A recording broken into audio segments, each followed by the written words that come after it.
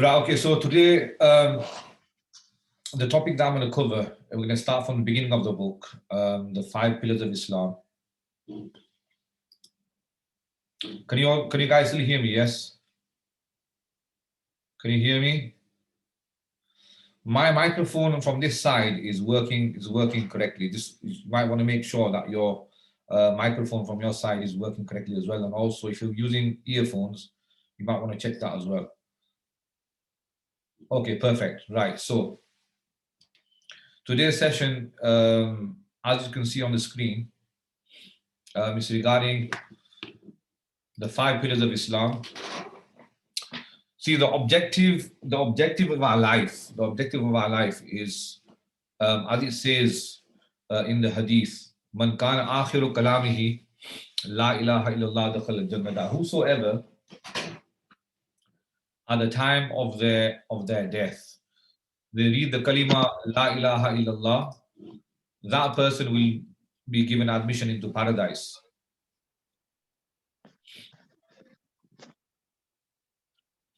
Can you make sure you mute yourself, please, before you join? Thank you.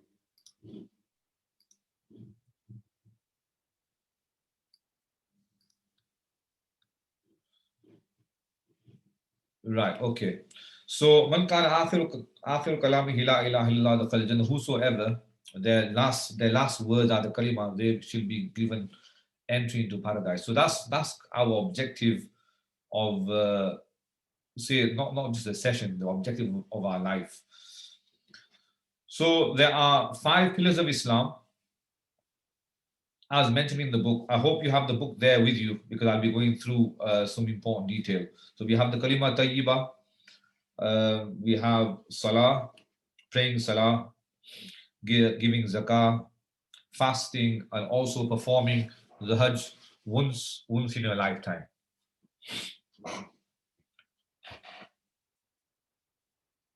This is based upon a hadith, the hadith which is in Bukhari and Muslim. The Prophet ﷺ, he says in a hadith, Hazrat Umar ibn al-Khattab, he mentions that Islam has five pillars, testifying that there is no deity worthy of worship except Allah subhanahu wa ta'ala.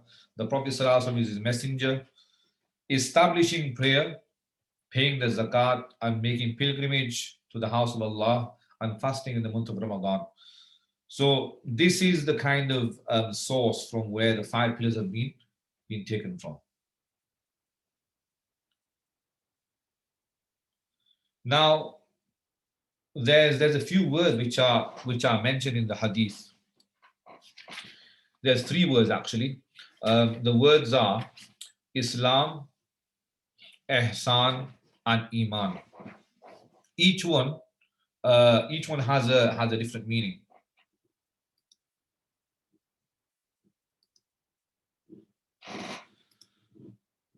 The background to it is in the hadith where it's called the hadith of Jibreel, a very famous hadith. The hadith of Jibreel mentioned that once the Prophet ﷺ and the Sahaba, they were sitting in a congregation, and all of a sudden in the congregation a man appeared who had no signs of travel on him. He looked a very handsome person. He wore white clothing. He had black hair. The reason the hadith states is because if he had disheveled hair, if he had any signs of travel upon him, it would have meant he's from outside. But none of the Sahaba actually recognized this person. So this person, all of a sudden, he came to the Holy Prophet ﷺ. He came to the Holy Prophet ﷺ and he said, "Tell me about Islam." The first verse he mentioned was, "Tell me about Islam."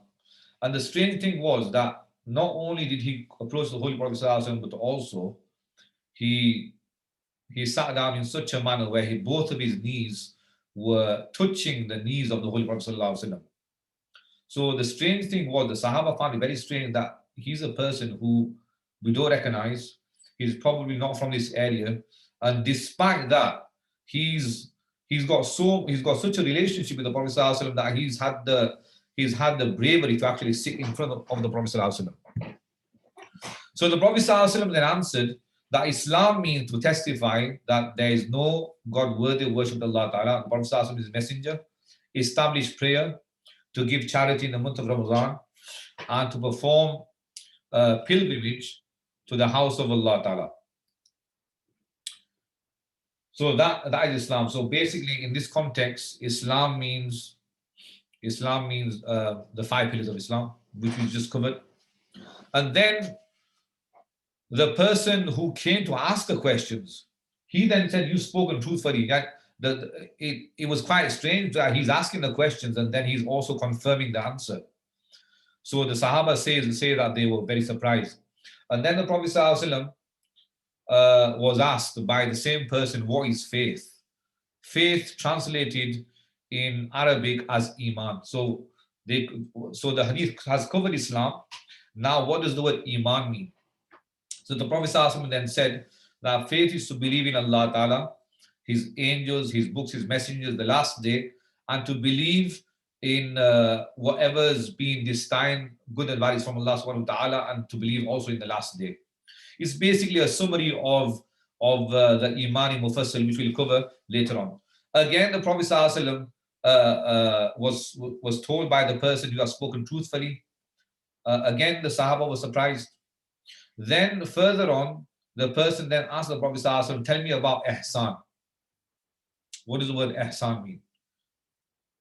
Which in English is translated to excellence.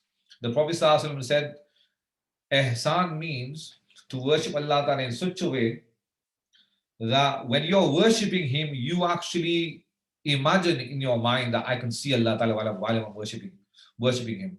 And if you can't have that kind of imagination in your mind, then you should imagine that Allah Ta'ala is watching you. He surely sees you. Allah Ta'ala sees everybody.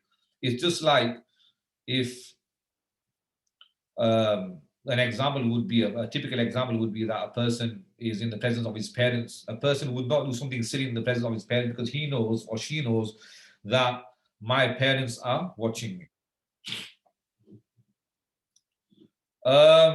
Then, so Iman, Islam, and Ihsan, there are three categories of faith. So a person, first of all, starts with Islam. Then when a person escalates, may go to the stage of Iman. And then at the third stage, a person with a lot of sacrifice can go into the stage of Ihsan. The hadith then further on mentions that the man then said, then asked the Prophet ﷺ, tell me about the final hour. When will Qiyamah occur? When will the day of judgment occur? The Prophet ﷺ said,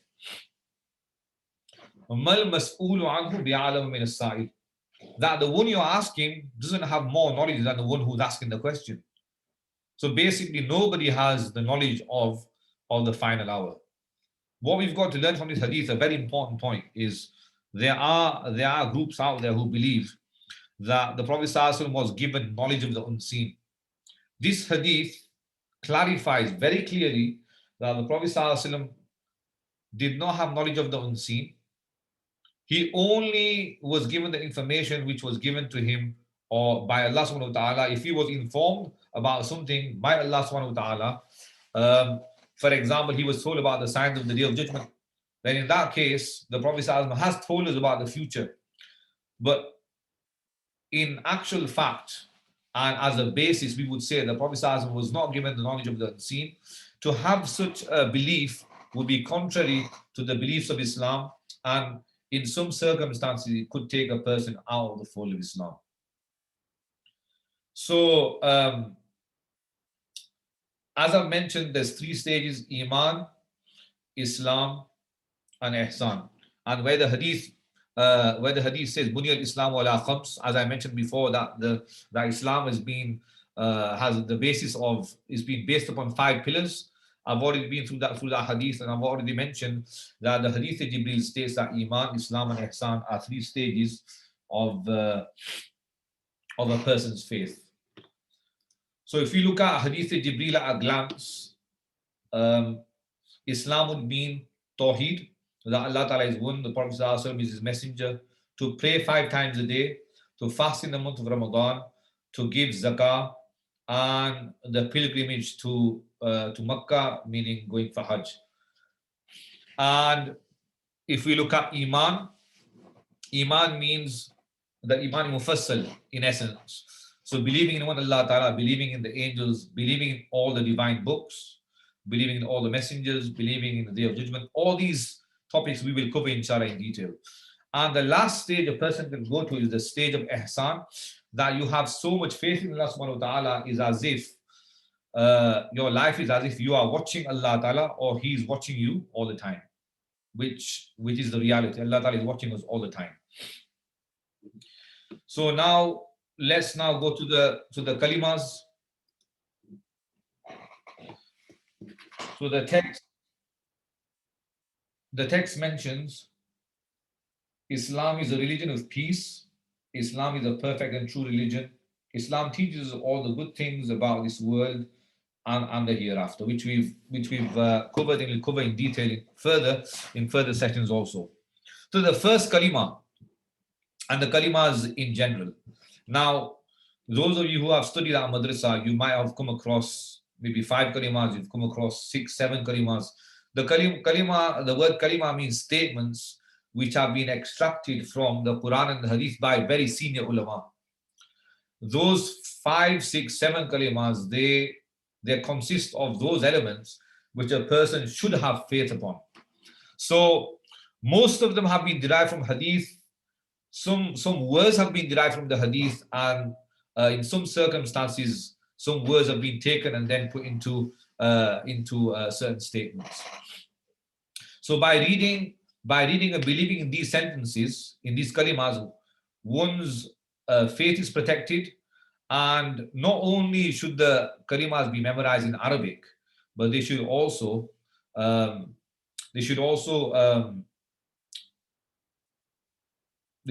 be memorized. The translations should also be memorized. So let's now look at the first kalima.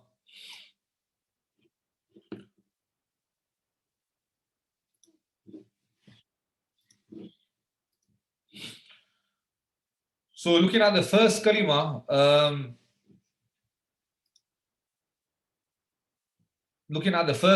the Prophet ﷺ says regarding the first kalima, whosoever says there is no God worthy of worship but Allah Ta'ala will enter paradise. I've already mentioned in the beginning that before a person passes away in his life, as long as he has faith in Allah subhanahu wa ta'ala and he has full conviction that Allah Ta'ala is one, the Prophet is his messenger, that person will then inshallah enter paradise. The second hadith says, Abu Hurairah radiallahu ta'ala mentions that he once came to Prophet and he asked the question that who's the fortunate person who will gain your intercession on the day of Qiyamah? On the day of resurrection, there'll be a lot of people who will be given the permission to intercede on every person's behalf. An example would be that a person who has memorized the Quran Sharif, the whole Quran Sharif, will be given the permission to intercede on 10 people's behalf, upon whom which the fire of Jahannam has become wajib. So Allah Ta'ala will inshallah forgive those 10 people with the intercession of a hafiz, of a person who memorized the Quran Sharif, and he will be given entry into paradise. So the Prophet says that, oh Abu Hurairah, I knew that it would be you the first person who would ask me this question, because Abu Hurairah radiallahu ta'ala anhu, he had a great passion for learning hadith. So the Prophet then said that the fortunate person will be the person who will give my intercession, will be the person who says La ilaha illallah sincerely from his heart. Then regarding the first kalima again, another hadith which is being mentioned in the books, Hazrat Musa alayhi salatu wasalam, who was the prophet of the Banu Israel, he once asked Allah subhanahu wa ta'ala that give me a supplication, please give me a supplication that I can supplicate in such a way that you would become happy with me and none of the other creation know about this supplication. Allah subhanahu wa ta'ala replied to Hazrat Musa alayhi salatu wasalam, say La ilaha illallah. Say La ilaha illallah. So Hazrat Musa alayhi salatu wasalam, he responded saying that Allah ta'ala, with all your glory and majesty, the whole of the creation recite the same kalima, La ilaha illallah. What kind of difference is it for me? What kind of speciality is it for me? So Allah subhanahu wa ta'ala responded, O Musa, if the seven heavens and everything that it contains, the world, the earth, the universe, all of them were to put into one part of the scale, the mizan on the day of Qiyamah, and La ilaha illallah was to put into another part of the scale, onto the other part of the pan of the scale, La ilaha illallah would outweigh everything else. That's how virtuous it is. So the first kalima, as it mentioned in the text, is La ilaha illallah Muhammadur Rasulullah, to have firm conviction that there is no God worthy of worship but Allah Ta'ala, and the Prophet ﷺ is his messenger. I just want to mention something. My session is actually going to be terminated at 40 minutes. So what you guys might want to do, once the 40 minutes is over, if you would kindly just join again, because this session, hopefully I'm going to take about at least 1 hour. So just a warning in advance. Okay, so the kalima is La ilaha illallah Muhammadur Rasulullah.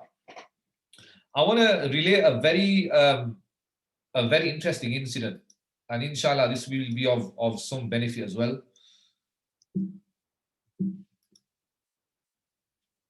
There's a dua, there's a supplication. It's mentioned in a book called Fazaili Zikr. Hazrat Sheikh Zakaria Rahmatullah Alayhi, a very renowned author, who's written a commentary on Muwatta Malik. He's also written the margin on many books of hadith. So he mentions in his book that there's a story about Abu Yazid Qurtubi Rahmatullah Alayhi. So Abu Yazid Qurtubi Rahmatullah Alayhi, he says that I heard that whosoever recites the kalima La ilaha illallah Muhammadur Rasulullah 70,000 times, that person will gain salvation from the fire of Jahannam. So he said that I started reading the kalimas 70,000 times. I read it 70,000 times once for my wife. I read it 70,000 times once for my family members. I read it 70,000 times for my mother. I read it for many people.